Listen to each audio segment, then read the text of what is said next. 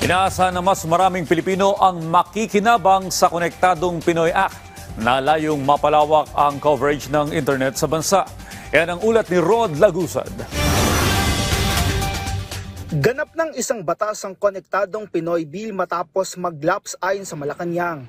Layo ng batas na mapalawak pa ang maabot ng internet sa bansa at mapababa ang halaga nito. Kasama rin dito ang mapadali ang licensing process para sa mga internet service provider at makaikayat na mga bagong player. Para kay Ronald na madalas naka-work from home, malaking bagay kung mababawasan ng gastusin sa internet service buwan-buwan. Malaking tulong kapag bumaba yung bill sa internet kasi ngayon, currently yung binabayaran namin is nasa 2,000 plus na. So kung mas dadami yung player na magpo-provide ng internet, mas bababa yung consumption namin, yung babayaran. So malaking tulong siya sa amin. Makakagaan din sa bulsa ang bagong batas para kay Nanay Shirley. Mas maraming matutulungan kasi, di ba, lalo na ngayon sa mga presyo ng mga ng mga wifi or mga internet data. So mas makakatulong talaga sa mas marami.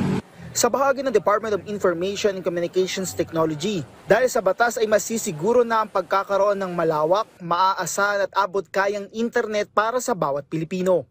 Ayon kay Secretary Henry Aguda, hindi lang ito tungkol sa pagkakaroon ng network kundi pagbibigay ng oportunidad sa mga Pilipino. Ayon sa kalihim sa pagkakaroon ng access sa internet, nagsisilbi itong pundasyon para sa pagkakaroon ng kalidad na edukasyon, paglago ng industriya ng e-commerce, accessible na mga serbisyo mula sa pamahalaan at mas matibay na mga komunidad.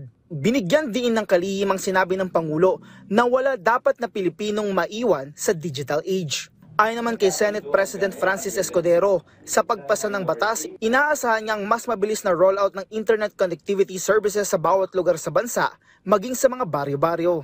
Kasama ang Department of Economy, Planning and Development ay agad nang magpupulong ang mga stakeholder para buuin ang implementing rules and regulations nito sa loob ng 90 araw. Pero kasabay nito, una nang pinuna ng Philippine Chamber of Telecommunications Operators ang panukala dahil sa usapin ng regulatory gaps at national security risk dahil hindi na requirement ang legislative franchise para sa mga new player. Ayon kay Guda, hindi pinapahina ng batas ang cybersecurity. Lahat ng telco na bago na papasok, kailangan tumupad day one doon sa cybersecurity requirement ng DICT, CICC at ng other government agencies. Dapat pareho sila ng mga dating telco. Yung dinagdag ng batas, sabi niya, hindi enough na meron kang cybersecurity compliance sa Pilipinas. Within 2 years, dapat meron ka na ring international certification.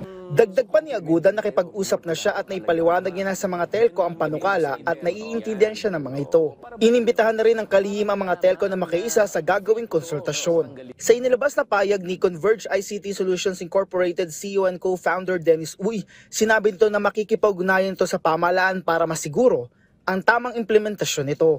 Rod Lagusad para sa Pambansang TV sa Bagong Pilipinas.